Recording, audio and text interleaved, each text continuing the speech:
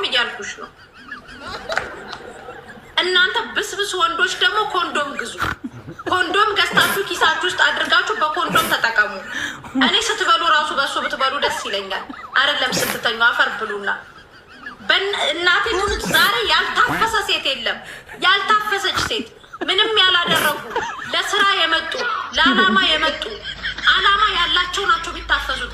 እኔ እናንተ ርካሽ ማሰብሰብ ባድርጎ እኮ ከዚህ ሀገር ቢወስድ ኢትዮጵያዊ ድምፁን አጥፍቶ ሰራተኛ ርካሾቹን እኮ ቢወስድ እሺ፣ በአረንጓዴ ቢጫ ቀይ ልጅ ጠቅልለሽ ጥያለሽ ህግ ባለበት ሀገር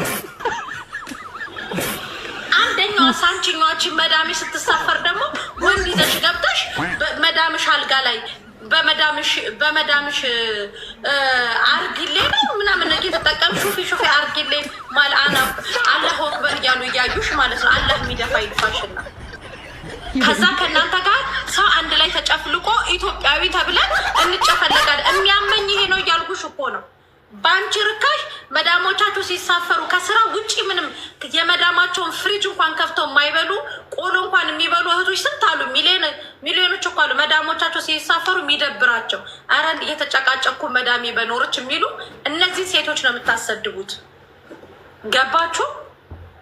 ያው ከዚህ በኋላ እዚህ ቲክታክ ላይ አርግዤ ነው ስትይ የሸጎረሽ የታለ? የሸጎረሽ የታለ? ገባችሁ? ከዚህ በኋላ ቀልድ የለም። ምን ተፈጥሮ ነው ማስዬ? ለወንድ ልጅ ደግሞ በእጃችን ኮንዶም አድርገን እንብላ። ምን በወጣና ነው? ጆከር ይኸውልህ ወለደች። ወልዳ የ6 ቀን ህፃን ልጅ በአረንጓዴ ቢጫ ቀይ ጠቅልላ እዚህ ጋር ጣለችው። እግዚአብሔርን ጆከር እንዳለ እኔ የማውቃቸው ልጆች እንዳለ ነው የታፈሱት። እንዳለ ልጁን እስከ ህይወቱ በአረንጓዴ ልክ እንደ ኃይሌ ገብረስላሴ እንደ ቀነኒሳ በቀለ በሀገራችን ባንዲራ ጠቅልላ ኢትዮጵያዊ መሆኑን አረጋግጣለን።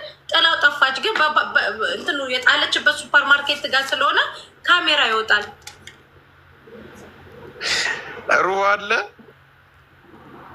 አለው። በዚህ ሙቀት ጆከር እግዚአብሔርን እሳት እኮ ነው። ይህ በቃ ሀገር ገዥ ነው የሚሆነው። ኢትዮጵያን ይገዛል።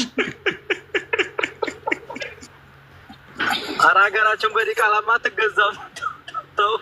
ጆከር እናቴ የተያዙ ይህ እኮ የተገፋ እኮ ነው። አስበህ ጥሩ ነገር እንዴት አለ